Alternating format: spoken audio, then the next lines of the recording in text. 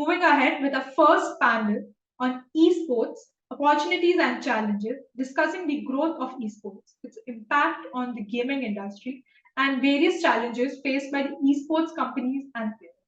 For this panel, we have Anirudh Nagpal, who is the managing director and co-founder of Ebullient Gaming India, Nitin Goel, who is the country manager of Gameloft, Peeyush Kumar, who is the founder and CEO of Crowd Control Esports. This session would be moderated by Saurabh Bhatia, category lead gaming, expand my business. Hello everyone. So we have Anirudh Nagpal with us, MD and co-founder of Ebullient Gaming India. So the first question to you from this panel discussion from my end is that how has Ebullient Gaming India have driven technological advancements within the gaming industry with respect to hardware, software, and streaming industry. First of all, thank you so much for having me here. Right, I think it's a really cool thing that you guys have basically pulled up. And back to your question, primarily right now, I think that technology is transforming the world in ways that it is making the world a whole lot of better place. Also, cities are getting smarter and smarter now. When we talk about um clouds, they are more talked about than the weather right now. And gaming, of course, is at God's speed. All these things have been possible because right now we are living in an era of crazy innovations in technologies in which gaming is one of the forefront things which is coming up, and it will be one of the basic outlines of the future. Ebullient Gaming India is at the forefront of this evolution in gaming and its capability to serve 90% of the gaming Indian audience right now, from biggest gaming tournaments to top esport organizations to gaming content creators to publishers. We are a company behind these companies that impact gaming in India. All right, that's fantastic, Anirudh. I see there's a lot of advancement happening with respect to technology, and we understand that gaming is the leading forefront of it. Uh, yeah. So my next question is to you, Nitin. Yeah. How do you feel that esports influence over game developers? Okay, to create titles within competitive features and balanced gameplay. Great. So thank you very much for inviting today for this panel on esports. I would say I have been like a huge proponent of the esports for a longish period of time from the Indian market perspective, more around the gaming as a sphere. And we did one particular event like way back in like 2018, and we on our side, although are not pretty much as a structured esports um, uh, player out there in the space. However, there have been like some great learnings for us to that particular event that we had done. Coming specifically to this question of yours, like what I would say, there have been like certain companies who have been like focusing significantly with respect to developing their titles, which are esports first. However, I would say, like, so I would be kind in admitting, right, so Gameloft as an organization hasn't yet dished out any particular title which is esports first, right? So for us, like the biggest IP is S4, and unfortunately, it's not the esports first, right? So all the rights that we have been like insisting internally with our game development teams in terms of actually adding features to make it more esports friendly as a title.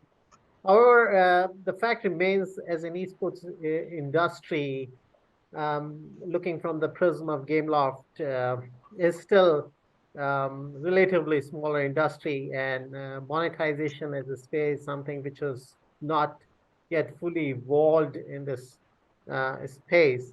So for us, like so, when we are actually figuring out, right, so the kind of um, projects that we undertake, somehow, right, so somehow this doesn't fall within the ambit on our side. But I strongly believe the fact is what really brings as an important aspect out of the esports is the competitive element and the community element which comes to the fore, which actually helps game definitely in terms of driving more engagement, more downloads, and in turn higher revenue realization. Although it's not so direct revenue realization which happens, but yeah, indirect revenue growth is potentially seen. Um, all I can say is yes, this is a space which is evolving, and I strongly believe as the kind of growth which has happened across in the Southeast Asia and the Indian markets over the last few years, that we should see it's significant progress happening across esports. We should actually we should actually um, make game publishers put more uh, focus on their side in terms of driving more of esports plus titles on their side. It's very well put, Nitin. I truly believe that gaming has been totally different now within India, and because I've been interacting with a lot of teenagers and kids, Gen Z basically, who are pretty much into gaming, and especially they are considering it as a career now, and they can show that they are willing to prove that that they can actually make money out of it, they can capitalize it, and that's how the trend is and the shift is, and people are, especially generation are below, they are pretty much involved and they are into it. That's very well said. Yep. So my next question is to Peeyush. He's the founder and CEO of Crowd Control Esports. So Peeyush, for you, I just want to know that what are the different ways that esports can be used to promote education and social change? Right. Thank you so much for that question, Saurabh, and thank you for the opportunity to be, represent at this panel. I think there are many ways in which esports and gaming can be used to drive social change, and education.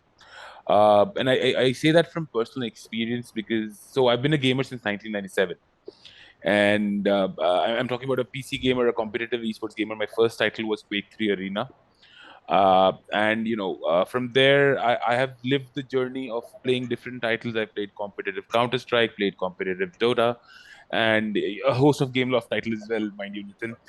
But I think overall I would say in terms of the educational aspect, so there's so much to learn, right? I've learned terms of vocabulary, so I've learned agility, terms like agility from Dota. Then there's so when you talk about the game mechanics, the puzzle solving aspects of it, right? So if any of us have played the Prince of Persia series, right? I mean, sometimes I would get stuck on a particular level for days, and I would just be at it continuously, trying to solve that one damn puzzle. And it takes everything you've got in your brain to try and solve that puzzle. So it's not no longer just a game for you. It's a puzzle you're trying to solve. It's a complex equation, if you will, which you're trying to figure out. And of course that evolves into the talking about the game mechanics. So when you're playing an esport, when you're playing at the competitive level, right, you have to drill down and understand the very basics of the game mechanics, in the sense that you have to know exactly, if you're playing a first person shooter, how much damage one bullet is going to do, how much is it going to do from close distance, how much is it going to do for a far distance, and how many seconds it's going to take from one place to another. There are so many calculations involved that have to be processed at milliseconds. So that is the educational aspect of it. Talking about driving social change, again, I think Anirudh and team have been at the forefront of it for sure, bringing to the forefront, fabulous stars like Karen Minati, and of course, all credit to them for that.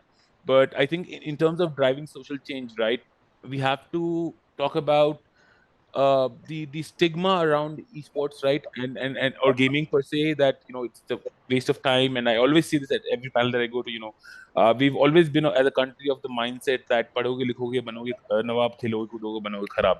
And sadly, gaming and esports has also been clubbed into khiloge kudoge banoge kharab.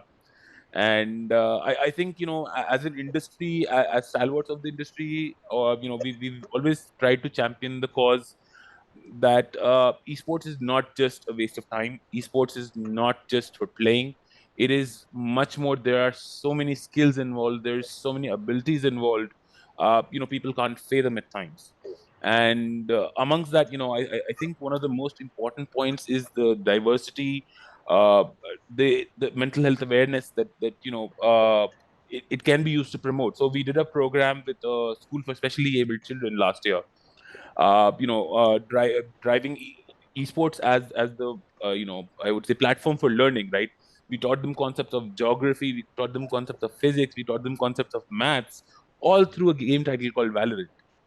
So Yep. there is so much that can be done through esports and gaming in terms of both learning, skilling, education, and driving social change. That's perfectly said, Piyush, and I second that because I can definitely agree to the fact that I have learned so much from playing all these games, especially if I talk about my personal favorite, FIFA. Right, I know it gives me immense knowledge about all the countries and all the flags that I can say, and even when I listen to their commentary and I can understand, it helps me to become better at it. And I can definitely relate to that, and especially the problem solving attitude that comes with it, because god knows how much time I have spent to figure it out. So completely agree. Yeah. Yes, So Nitin. coming back to you, Anirudh, my second question to you over here is that what advice would you give to aspiring esports players in India who want to make a career out of it?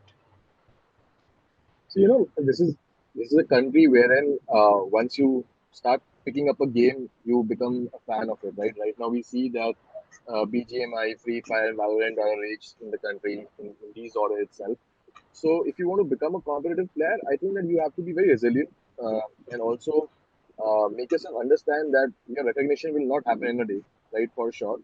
And for that, you have to get back to practice every day. You have to record and publish your sessions and showcase your talent to the world and be at it every day till the time you think that uh, your skills are already polished, your talents has been recognized, and you can find yourself in a good team which provides and complements the kind of partners that you have there.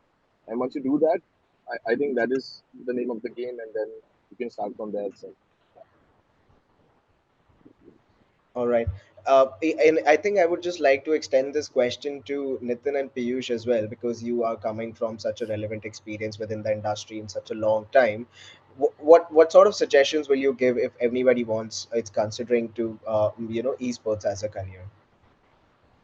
Nitin, you want to take that first? What should I? You go ahead, Piyush. Okay.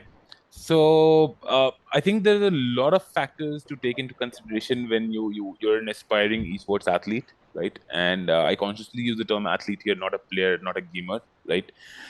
Because first of all, I want to bring to the forefront the fact that to play competitive esports, right, you need as much hard work, as much dedication, as much passion as any sports star out there. uh, you know, 8 to 12 hours of daily practice is like a default for gamers, and I would say that sometimes not even many sports stars practice as much, right?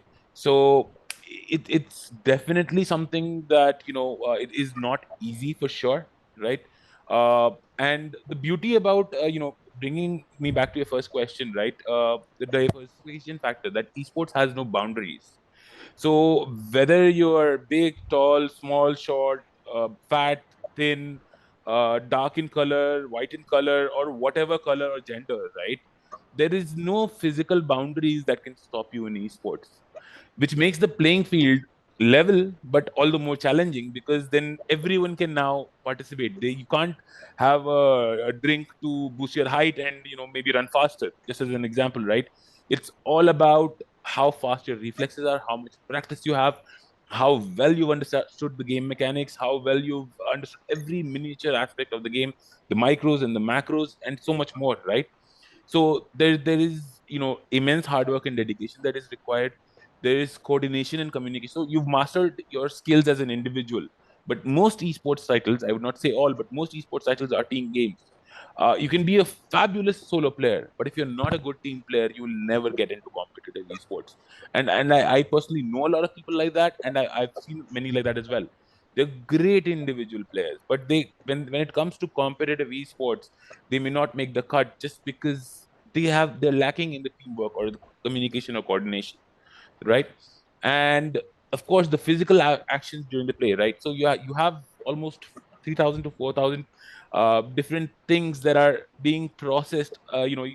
Sometimes you have to click 3,000 to 4,000 times in a single minute, because of there's actions going on, there's battles going on, whatever, and it is just so intense. So you have to have a high response rate, you have to have high reflexes.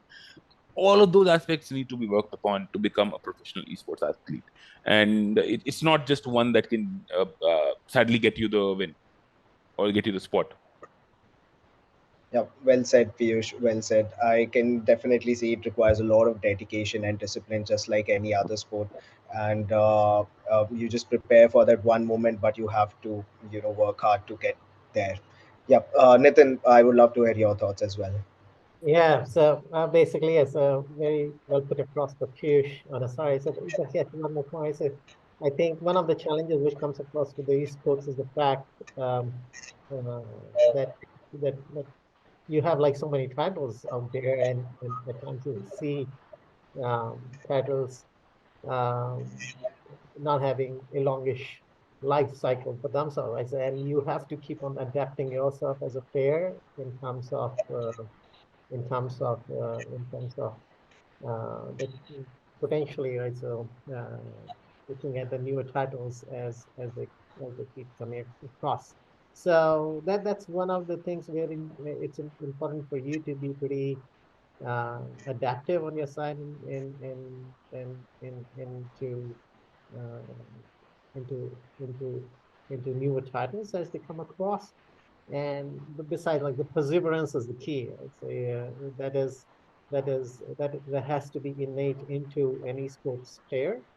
Um, from the Indian market perspective, somehow as a mobile gaming is a space which is where you see a huge potential. Right. So basically, at the end of the day, if you were to look um, at esports or any business, right, so it has to have um, a viability from the business standpoint. And I have been like of the strong view that as an industry, we have to evolve on those fronts to make it a viable business proposition. And that's something which has to come across if the mobile gaming comes to the fore when it comes across to the I think the BGMI and Fortnite and Free Fire did a great job on this particular front. Um, and so yes, coming back to the player's perspective, you have situations where the BGMI got like banned, and you had a Free Fire got banned, and then you have to actually walk to the new titles. So that's something which I believe there has to be um, an additional skill that the esports player needs to have on its side. Those are the real challenges, right? So just thinking out loud over here, I just realized, even deciding on which game you want to be good at, it's something that you need to be like you feel in have to take into consideration, right? Because it's just not one game, but there are other games that you have to be good at the same time if you are planning to compete. So what are your thoughts on that, Piyush?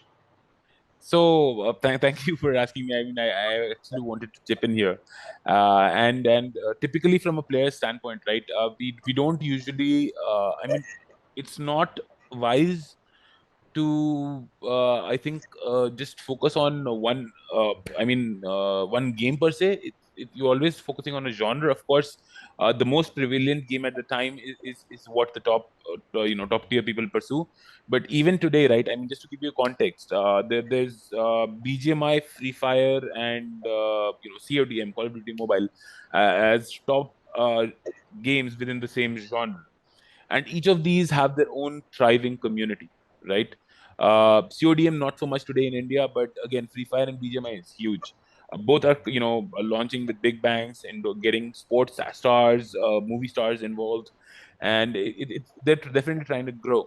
But from a player standpoint, you have to, I think, there's a very famous proverb I always use: if you judge a fish by its ability to climb the tree, then who's the fool? So everyone has to find the water, right? You don't go into a title as a player just because it's popular. No, I strongly advise against that. You have to find out what suits your style. I mean, very honestly, I'm a strategy buff through and through. I've always enjoyed strategy games. So games like Warcraft, Age of Empires, Lord of the Rings, Battle for Middle Earth, amongst many others, right? And Dota, right? Of course. So, you know, though I may be good at gaming, though I've played a lot of first-person shooters, I know personally that I'm a strategy buff. If there's any game that I have to be competitive at, it's got to be a strategy game. So therefore Dota, right? So I think finding that within yourself, in terms of what you're pivoted towards, what you're interested in, what your mind is telling you, what your body is telling you to lean into, is most important for any and every gamer. Yep. Yep. Definitely, Peeyush. Thank you for taking that question. Anirudh, just I would like to hear your thoughts as well on this, as you are also into talent management and helping who are the upcoming talent within the industry. So, how do you help them that which sport to be pick, or like Piyush mentioned that you are good at one genre, right? So, how do you help them when it comes to these sort of decisions? So for us, I think it is very simple in terms of whatever is working in the current scenario should be your basis of content in terms of gaming. For example, if BGMI is flourishing right now, I would suggest any other player to start from BGMI, because you see right now that a transition can be pretty much easy when it comes to when the game was banned, people shifted to Valorant. You have to be always bigger than the game in terms of creating the content when you are pushing the content in a manner wherein you are a content creator first and then a gamer as well. You have to start as a gamer, put out your skills first, then also be proactively involved in creating content with the particular game. Find right kind of pals. For example, today us four are sitting together. We have synergies in different kind of segments, right? I may be good at gaming. The other people might be good at entertaining, and the other two would be probably good at locating the best kind of enemies and can be together termed in as a team which people would love to watch in a single screen.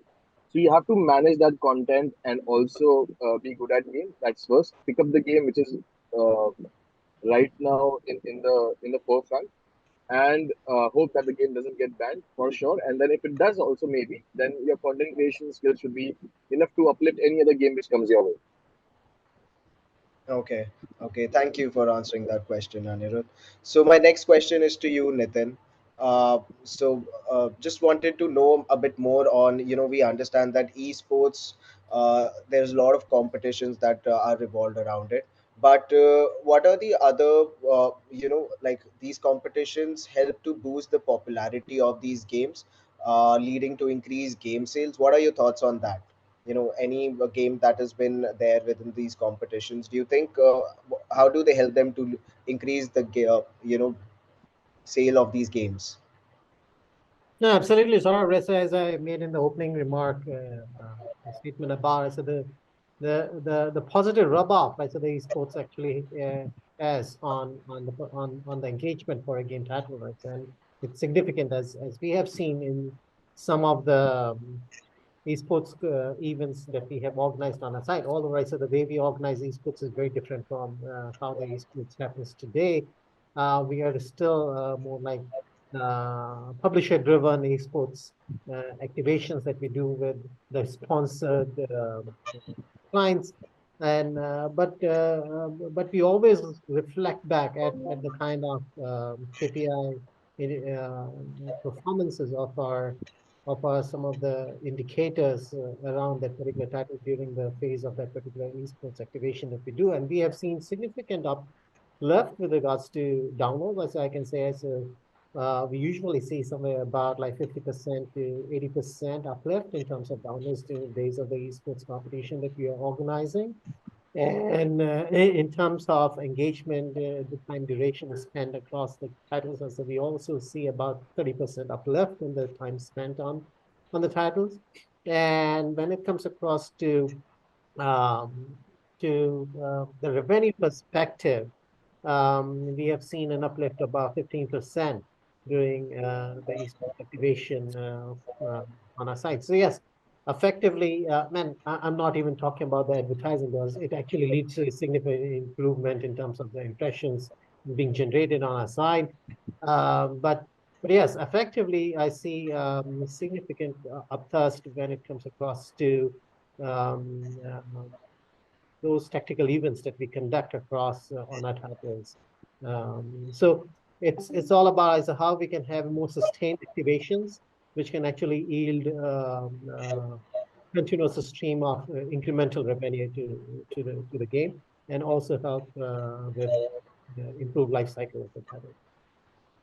All right. So just extending my question to you, Nitin. So I understand that Gameloft has a very exhaustive list of portfolio of games that they have been developing, since some time. And so how do you usually pick the games that you would want to, launch in these competitions? And also, do you think any specific genre that has been working for you till date? See, frankly speaking, and I would restrict myself to my geography, India itself. Right? So basically, asphalt is the biggest IP for us. Like so India is the biggest market for us when it comes across to racing as a genre. And we have been like connecting. We have been like talking to our partners out here in the ecosystem, like so the OGT, the guys on the Google and the Apple, and we always work together in terms of looking at the kind of the KPIs that we have, and we find that there is a massive loyalty towards our title, right? So although I say these are not as massive in terms of the massy appeal as title, but yeah, they have a significant loyal user base on their side. And that's one title which had worked wonders for us like all through these years, and we have been like constantly working across in terms of launching certain activations across that particular title. But yes, for us, esports as an activation, as I would say, is more about as a sales initiative, wherein we always look for the sponsors first before we actually activate an esports event inside our title. So that's the approach that we have been taking. Although I know for the fact, as I was mentioning, I said there is a significant upturn that we see with respect to our other indirect uh, KPIs with any event that we organize on the site. All right, Nitin. I think that answers my question. I think the money should come first, right? Yeah, exactly. Yeah, that's not reality. It's, Exactly. So, Piyush, my next question to is you. So, I just wanted to know a little bit more about the modern esports that you have seen evolving, and also the challenges of monetizing this beyond sponsorships and prize money. You're not audible, Piyush. Your mic is on. I'm sorry about that. Yeah. Yeah. So thank you for that question once again, Saurabh. And I think the challenges, to be honest, are many.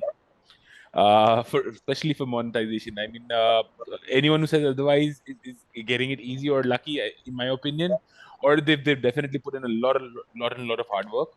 But typically, I think beyond just sponsorships and prize money, we have to, I think, reinvent the way we monetize, because esports is new.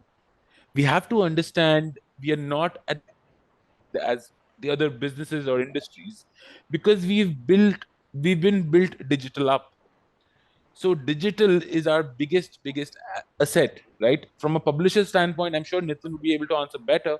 But the way I look at it, right, publishers can monetize in-game assets like anything. I mean, you can have partnerships with the likes of, I mean, what Riot did with I think it was Gucci, or I'm not sure, where they had assets. I'm not sure, it was one of the premium brands, right? They had their logo featured within the game. Then there's many such examples where you can basically create brand partnerships to create assets in game, which for players to view, use, and experience, which I think makes a lot of sense. Then there was this partnership between Hyundai and I think LCS, where they were using the Hyundai vehicles to transport the players, and that was a very innovative way to create partnerships, right?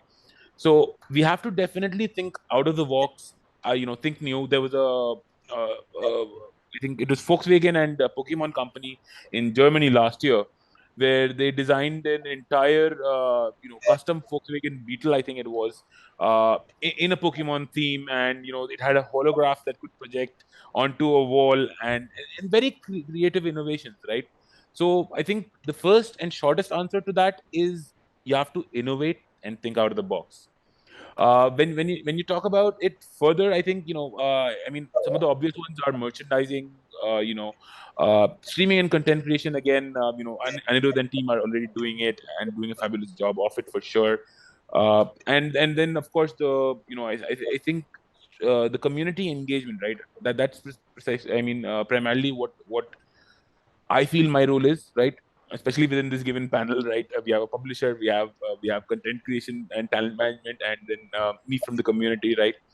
So essentially, trying to leverage the power of the community, uh, in the sense that we create these communities, and we create interactions between communities and brands, because at the end of the day, it is the brands that want these communities, right? So creating the right sort of interactions between the brands and the communities has to be our goal for anyone who's in esports, and we have a lot of options. I mean, it's as easy as it is challenging, to be very honest, because we are digital first. We are spread all over the internet. We are spread on Discord, LinkedIn, Facebook, Yeah. YouTube, Insta, right? So it's not easy to find us, to be very honest.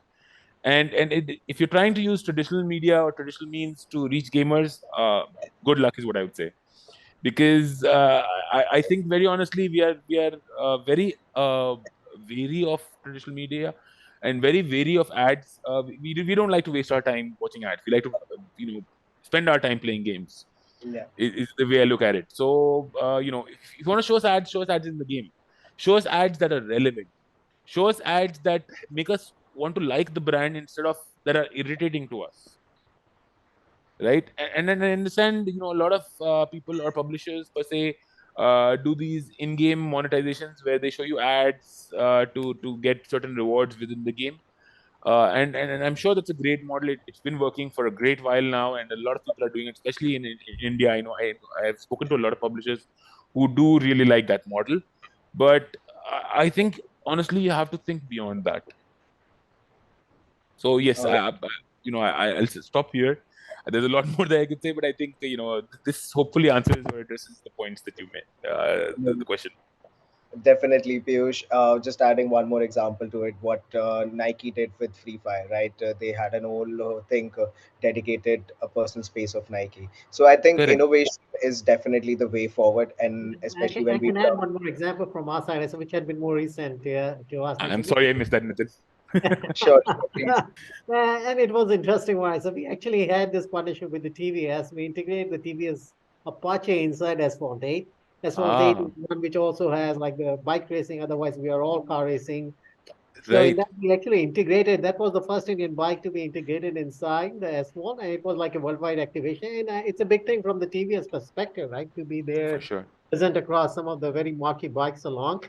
And we also did an esports activation around it, right? So now basically Mhm. that bike is available inside the game for the people to play there and have their game experience with this particular bike. But at the same time, at that time of the launch, we also did an esports activation, Ah, and it showed some really remarkable results for from the brand perspective, right? So that's more like a but that's something which is more of a strategic initiative being undertaken by by TVS on their side, and I appreciate them for having that kind of vision. But yes, at the same time, what we also identify, like so not many brands out there in the market are still um, very much clear about the potential that really lies for them if they were to actually engage effectively across the games in some form or manner. right. And sorry, I just want to correct myself. It was not Gucci. It was Louis Vuitton that did the partnership, right? For League of Legends. Yes. All right. So I think brands can definitely take a note from this conversation that it's just one leap of step that needs to be taken. And I feel it just takes one sort of creativity, one brand to take that initiative, like we've already discussed a couple of examples. And once they get to see, how big the potential lies within the enabling the gaming ecosystem with their brand partnership, I feel they will understand the value of it, and we can definitely see more creative elements coming into the picture, where you, like Piyush, you suggested that, thinking out of the box, and not just annoying you with the ads, but also making sure they're actually contributing or helping you to identify what you're exactly looking for. Right. So I definitely see there's a lot of work that needs to be done, and it's just one step at a time. We have come this far when we talk about especially enabling the gaming ecosystem in India, whether it may be, mobile gaming or e-console gaming. But there's a huge crowd that is associated to it now, and I definitely feel that we are only moving forward with whatever the approach may be. Right. So that's all from my end, Nitin, Piyush. I really enjoyed the conversation over here. Thanks a lot for taking out the time and joining the session. It was really a pleasure today to having a discussion with you, and even Anirudh as well. Perfect. No, thank you, Saurabh. I think we all really enjoyed the conversation, and this was my first chat with the publisher, to be honest, Nitin.